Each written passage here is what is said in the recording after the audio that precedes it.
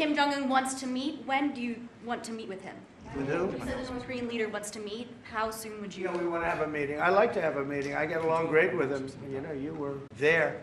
We even had a press conference. He had his first press conference. Kim Jong-un had a press conference. This was a little different press conference. I said, have you done a press conference before? No. And you know what? He did great. It was a great press conference, actually. It was historic. I doubt he's done one since. But I said, would you like to meet the fake news? Because whatever you want to do. And they came in like you've never seen anything like it. And then he said, enough. And that was the end of the press conference. That was the end. It ended very rapidly. But I think he had a good time.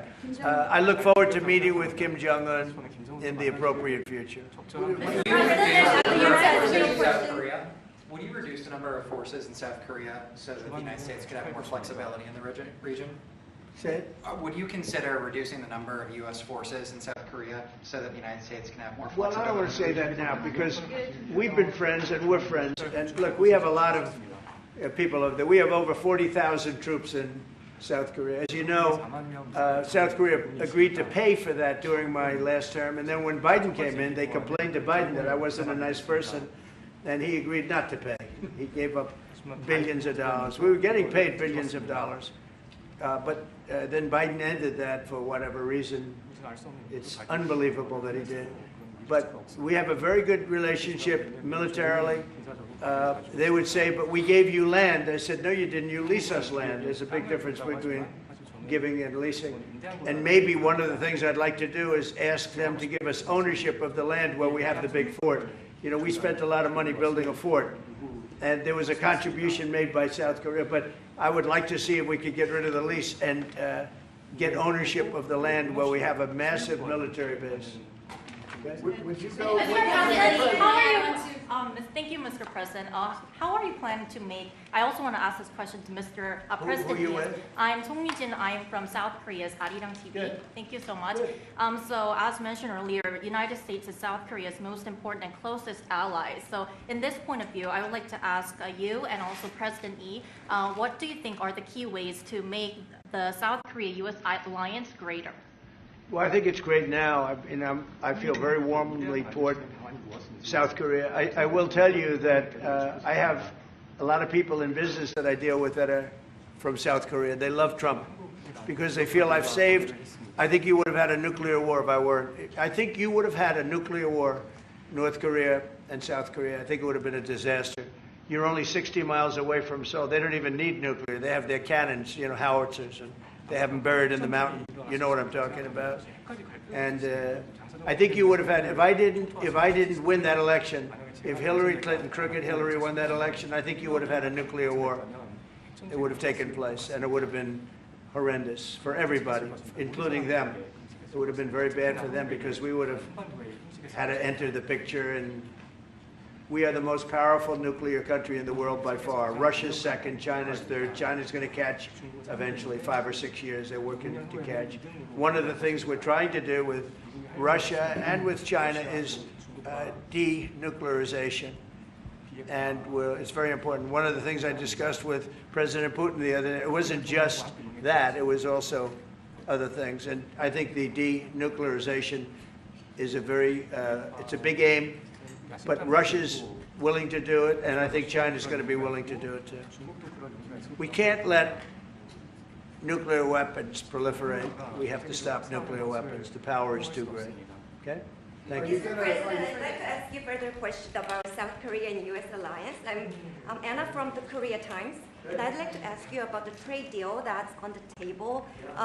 You mentioned about the shipbuilding industry, and President Lee mentioned about the manufacturing industry. And what other areas or sectors that you intend to focus on this trade deal? Because Korea is bringing in many investments and create jobs as well. So I'd like to know the opinions of both, how to get a beneficial outcomes for both countries through this deal. Well, we're going to get along great because we really sort of need each other.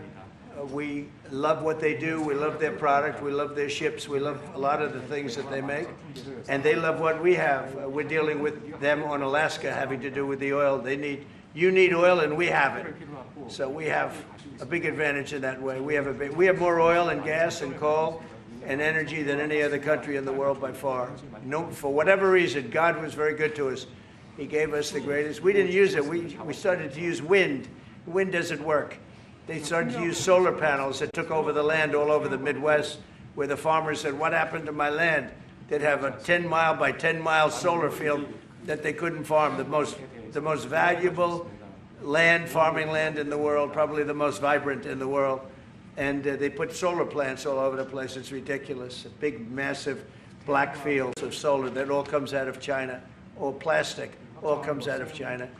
But we have the greatest amount of energy in the world, and we're dealing with South Korea, as you know, in Alaska, and we're going to be making a deal, a joint venture with South Korea. Japan is involved also, very strongly involved.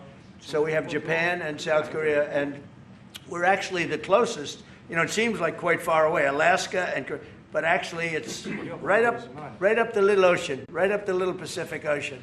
It's actually pretty close, relatively speaking. But we have more oil and gas and coal than any other nation in the world by far, and we're going to use it. And that's the thing that South Korea, I think, most wants from us, I would think.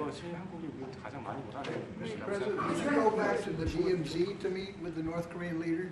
Say it. Would you go back to the DMZ to meet with the North Korean leader? I loved it. Remember when I walked across the line and everyone went crazy? Especially Secret Service, I would say they were going crazy. And I looked into those windows, you know, the windows, the glass, that you could only see if you looked direct, because there was all sorts of stuff. But I looked in and I saw more rifles pointing at me than you could. There were a lot of rifles in that building. The Secret Service was not happy. You know the buildings I'm talking about? The two blue buildings on each side. And I walked up the middle and I looked in the window and I saw more guns in that room than I've ever seen in my life. I looked at the other side and it was the same thing. And yet I felt safe. I felt safe because I have a great relationship with Kim Jong-un. I hope it stays that way. I think it will. I have a very good relationship. I understand him. I spent a lot of free time with him, talking about things that we probably aren't supposed to talk about. And, you know, I get along with him really well.